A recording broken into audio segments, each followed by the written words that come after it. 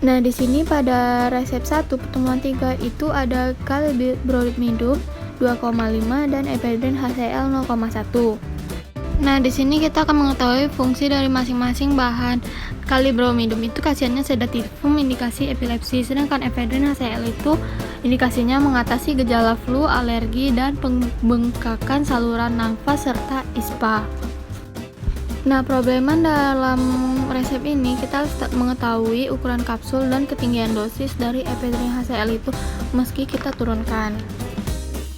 Nah, di sini kita bisa lihat perhitungan dosisnya.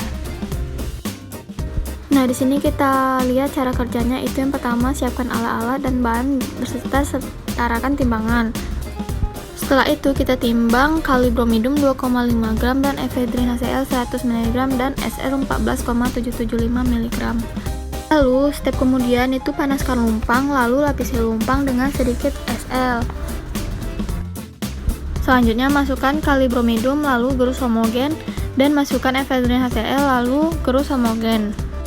Selanjutnya kita tambahkan sisa SL tadi ke dalam lumpang, lalu gerus, tambahkan karmin secukupnya, lalu gerus homogen. Selanjutnya bagi sama-sama rata pada 20 lembar kertas permen, lalu masukkan ke cups. Setelah itu tinggal kita masukkan ke plastik dan beri etiket.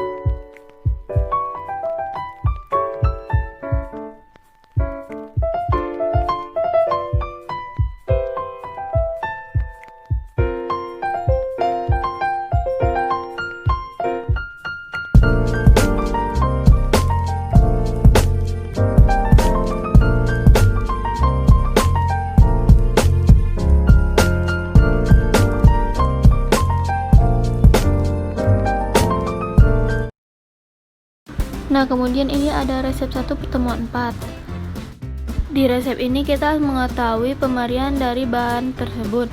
Kodein itu pemberiannya hablur putih jarum tak berwarna, sedangkan dextro itu pemberiannya serbuk hablur putih tak berbau, rasanya pahit. Nah, di sini bisa kita lihat cara perhitungan dosis bahan kodein maupun dextromethorphan. Nah, selanjutnya di sini ada cara kerja resep 1. Yang pertama itu siapkan alat dan bahan, setarakan timbangan, lalu timbang kodein 255 mg, dextro 75 mg, dan SL 4,17 gram. Lalu siapkan lumpang, add sedikit SL, kemudian add dextro, gerus homogen. Lalu masukkan kodein ke lumpang, gerus homogen. Setelah itu sediaan yang homogen bagi sama banyak menjadi 2 bagian di perkamen. Lalu siapkan 15 perkamen, masukkan dan bungkus. Setelah itu masukkan ke plastik clip dan beri etiket.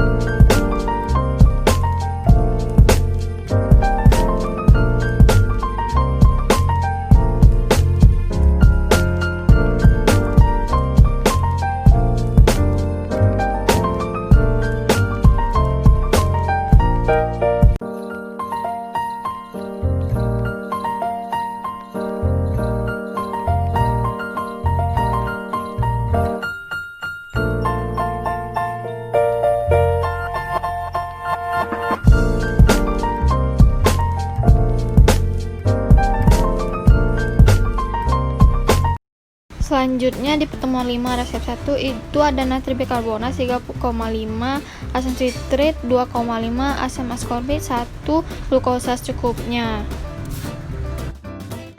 Pada resep ini tidak ada perhitungan dosis dikarenakan DL dan DM-nya tidak ada di referensi. Nah, kita langsung saja cara kerja pada resep ini. Yang pertama itu siapkan alat dan bahan, timbang semua bahan. Setelah itu gerus asam sitrik, lalu sisihkan yang asam. Gerus asam askorbik, lalu sisihkan yang asam. Kemudian masukkan natrik ke dalam lumpang dan gerus. Lalu tambahkan asam sitrik, lalu gerus. Kemudian tambah asam askorbat, lalu gerus, tambahkan glukosa dan gerus. Setelah itu keringkan dalam lemari pengering menggunakan aluminium foil.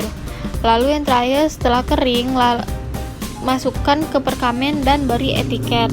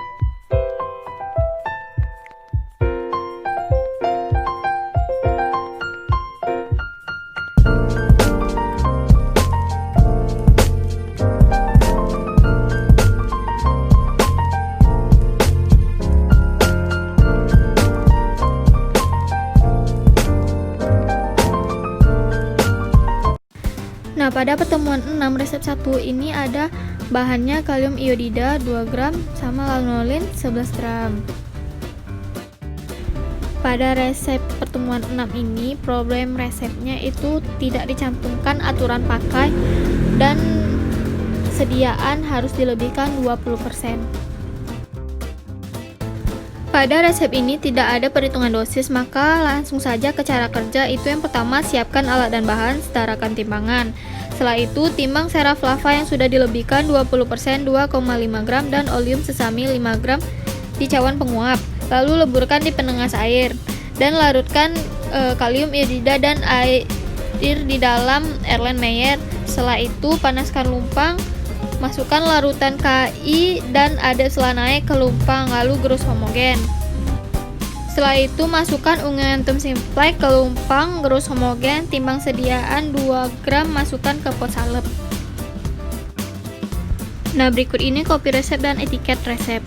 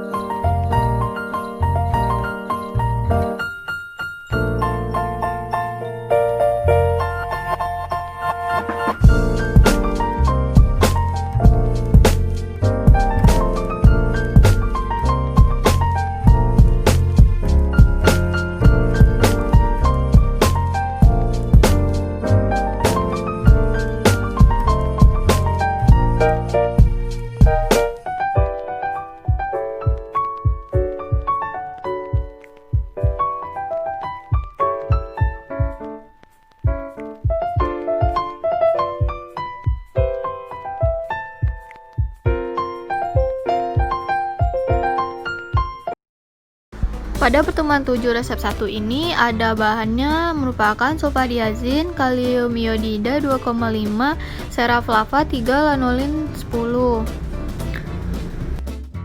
Pada problema resep ini hanya saja umur pasien tidak dicantumkan dengan signa yang tidak dicantumkan. Pada resep ini juga tidak ada perhitungan dosis, maka langsung saja ke cara kerja. Itu pertama, siapkan alat dan bahan, setarakan timbangan. Lalu timbang bahan yang telah dileburkan 20%. Lalu timbang KI sebanyak 3 gram, larutkan dengan air 3 ml di beker gelas. Setelah itu disisihkan. Setelah itu timbang adep, sisihkan. Timbang seraflava 3,6 gram, oleum sesame 3,6 gram, dan add di cawan penguap yang telah dilapisi kasa. Setelah itu leburkan di penanas air. Lalu dilumpang dingin, gerus sulfadiazin, kemudian timbang 2,4 gram dan ayak sebelum ditimbang. Lalu panaskan lumpang, masukkan leburan tadi yang udah digerus, tambah larutan KI, tambah sulfadiazin, tambah adepts, lalu gerus homogen, timbang 20,5 gram, masukkan ke pot salep, beri etiket. Berikut ini kopi resep dan etiket pada pertemuan 7.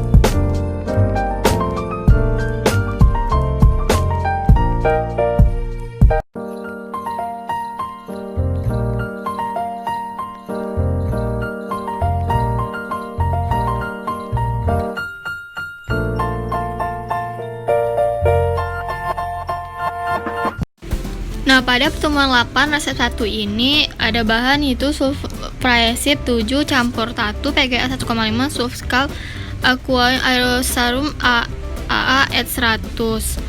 Pada permohonan resep ini itu bentuk sediaan tidak dicantumkan, cara penggunaan obat tidak dicantumkan, dan etiket yang digunakan.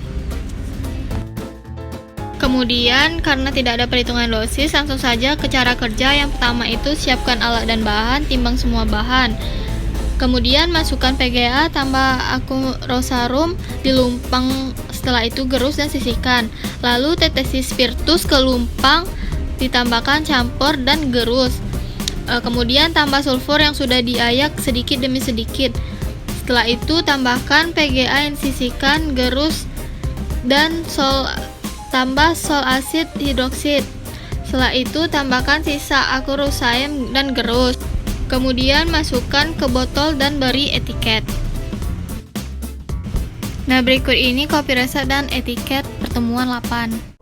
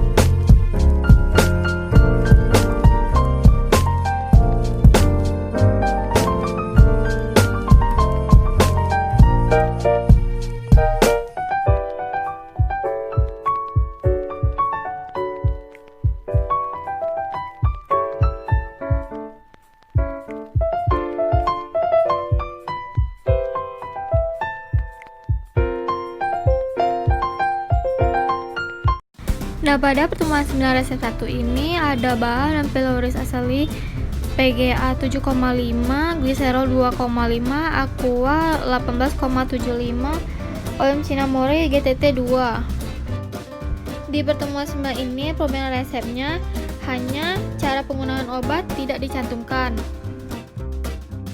Berikut ini perhitungan dosis dari pylorus asali. Nah, langsung saja ke cara kerjanya, yaitu pertama siapkan alat dan bahan, timbang semua bahan.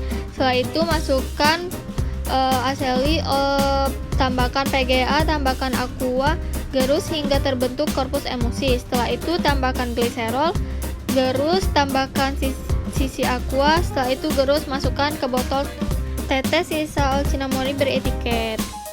Nah, ini dia etiket dan kopi resep pada pertemuan 9.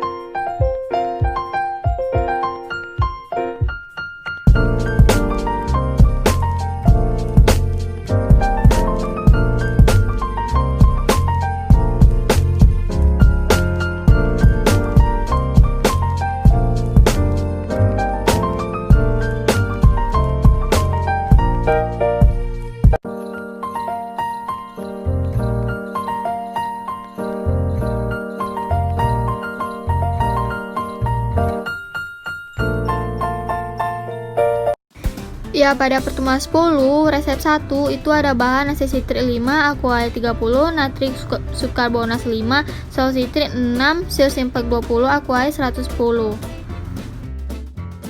Pada pertemuan 10 ini bentuk sediaan tidak dicantumkan, berat berapa obat, cara penggunaan obat, serta etiket yang digunakan. Lalu langsung saja ke cara kerjanya, yaitu yang pertama siapkan alat dan bahan, timbang semua bahan. Setelah itu masukkan natri dalam lumpang dan gerus. Setelah itu tambahkan aqua sedikit demi sedikit. Natri yang sudah larut masukkan ke dalam botol. Setelah itu tambahkan aqua sedikit demi sedikit hingga natri larut. Lalu asam sitrat dilarutkan dengan aqua, tambahkan sirup simplex, tambahkan spiritus sitrik ke dalam asam sitrat. Lalu campurkan ke dalam botol melalui dinding botol sedikit demi sedikit sambil digoyang. Ini untuk membuang CO2. Nah, ini kopi resep dan etiket pada pertemuan 10.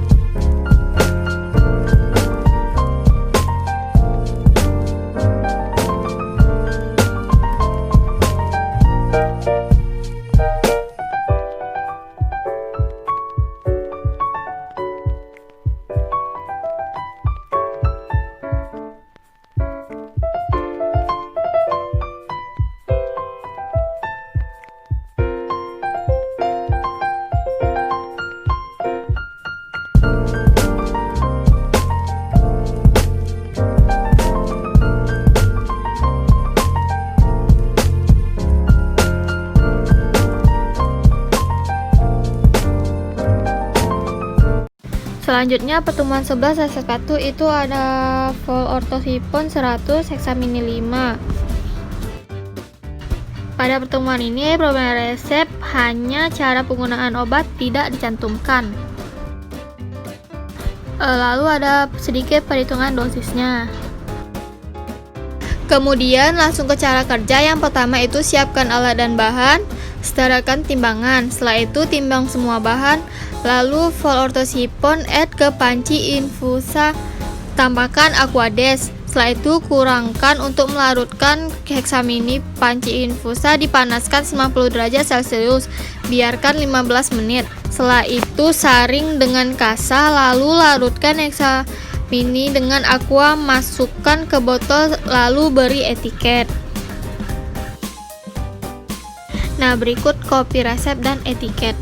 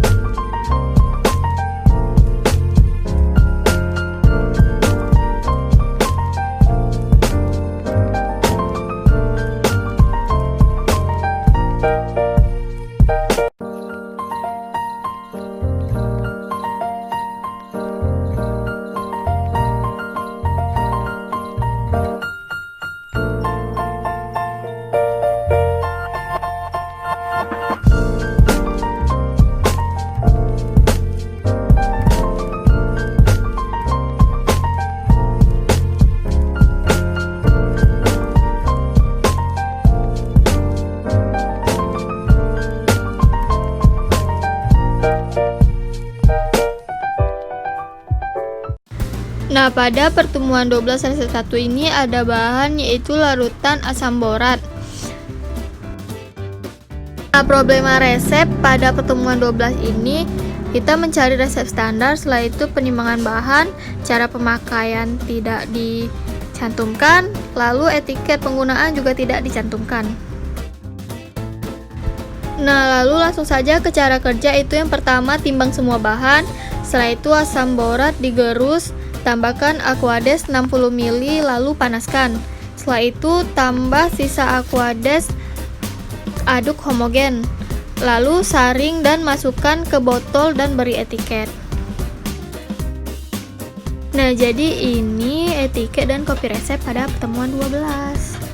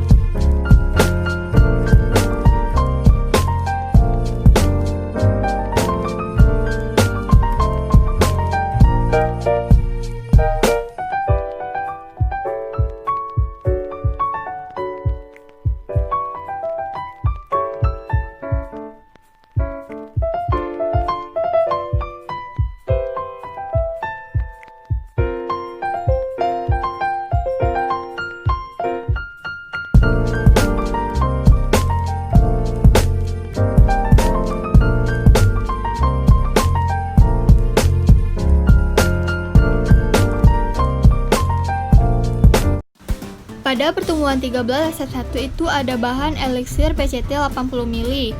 Nah, di sini problem resepnya itu bentuk sediaan obat tidak dicantumkan, definisi sediaan eliksir tidak dicantumkan, etiket yang diberikan tidak dicantumkan, serta cara penggunaan obat tidak dicantumkan.